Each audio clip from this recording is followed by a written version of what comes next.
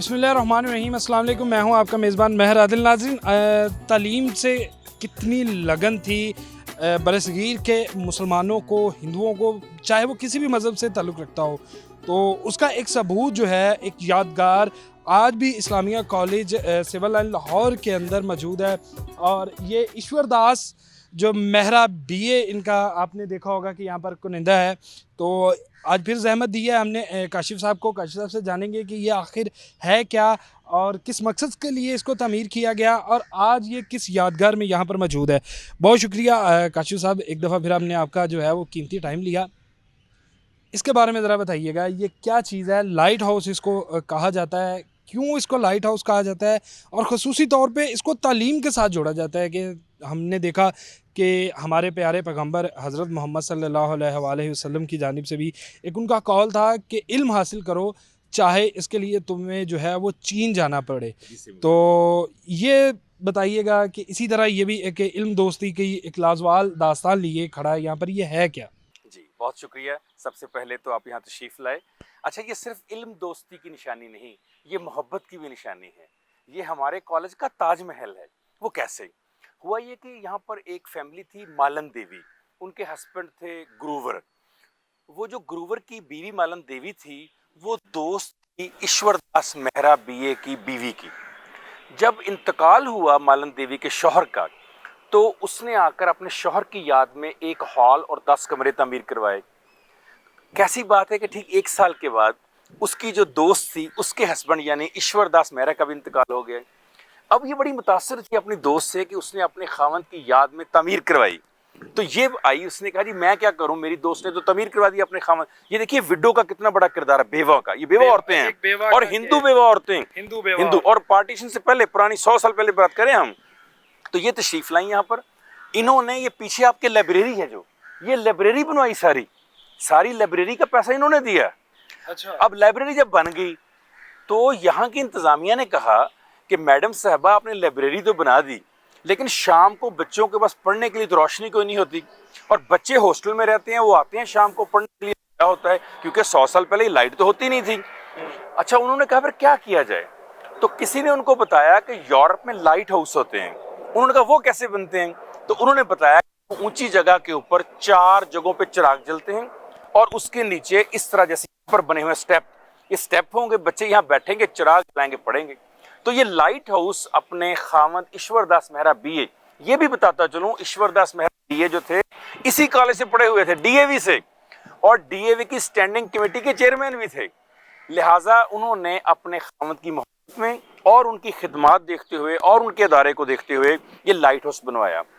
پھر جب light house بن گیا, اب رات کو گرمی ہوتی تھی, جیسے آپ اور میں گرمی میں کھڑے ہیں, تو کسی نے جا کر ان کی بیوہ کو کہا کہ بچے پڑھتے ہیں لیکن پانی پینے کے لیے ان کو ہاسٹل جانا پڑتا ہے.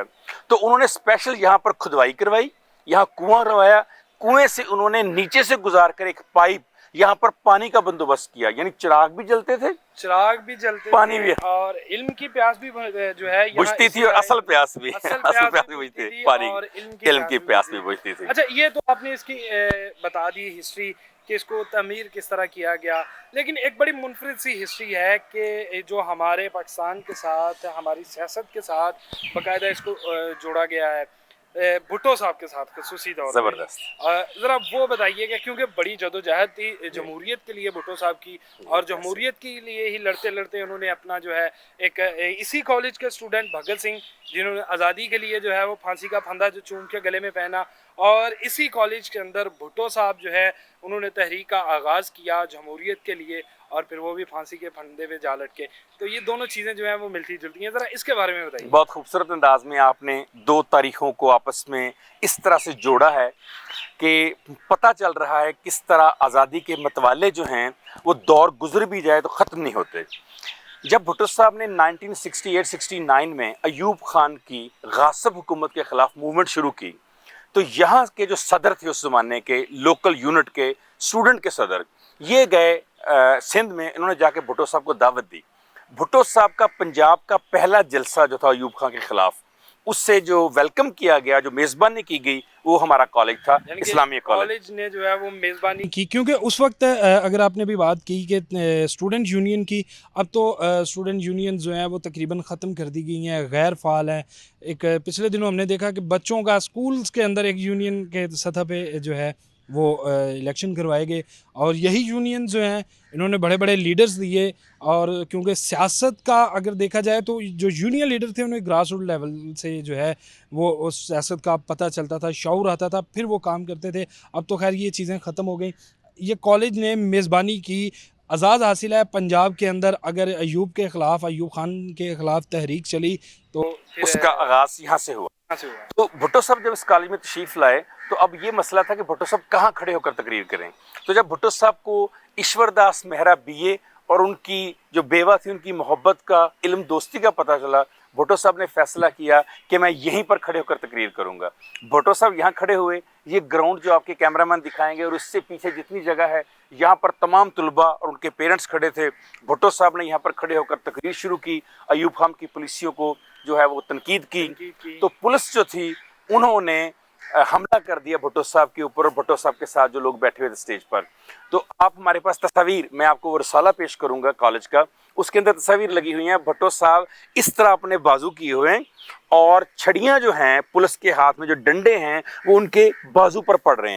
اور پھر بھٹو صاحب اسی دیکھیے اس بلڈنگ کا, اس مونومنٹ کا کتنا بڑا کردار ہے, اس کے پیچھے جا کر بھٹو صاحب چھپ جاتے ہیں. اور پھر بھٹو صاحب کو پولیس جو ہے حملہ نہیں کر سکتی, لڑکے آگے آ جاتے ہیں, اور یہ جو مانومنٹ ہے بھٹو صاحب کو بچاتا ہے.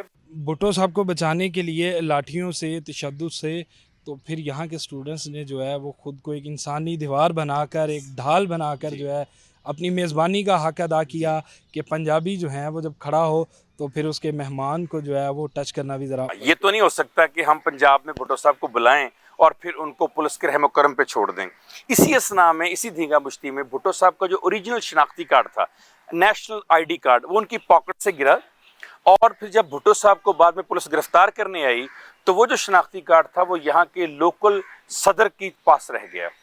بہت بعد میں جب بھٹو صاحب کو 72 سن میں راشد خان یہاں کا جو صدر تھا وہ دینے کے لیے گیا شناختی کارڈ کہ یہ آپ کا اوریجنل شناختی کارڈ آج سے 3 سال پہلے ہمارے پاس گر گیا تھا, آج آپ پاکستان کے سب سے بڑے لیڈر ہیں تو یہ ہم آپ کو واپس کرنے آئے ہیں. بھٹو صاحب نے کہا یہ میری طرف سے اسلامیہ کالج کو گفٹ ہے, گفٹ دیا, تو وہ آج بھی ہمارے پاس محفوظ ہے. جی, اوریجنل جو ان کا شناختی کارڈ ہے. بہت شکریہ کاشف صاحب. جی ناظرین, لائٹ ہاؤس کا جو ہے وہ ابھی کاشف صاحب نے بتایا, پھر بغاوت تو نہیں کہا جائے گا لیکن ایک عامر کی بات کی جائے, اس کی پالیسیز پر تنقید کی, تو بھٹو صاحب یہاں پہ تھے جہاں پر اسلامیہ کالج سول لائن نے جو ہے بھرپور جو ان کا ساتھ دیا, ان کو ویلکم کیا. پھر جب ان کے اوپر تشدد کیا گیا تو انسانی ڈھال بنے اور اپنے مہمان کی جو ہے وہ جان بھی بچائی اور اس کو جو ہے تشدد ہونے سے بھی بچایا.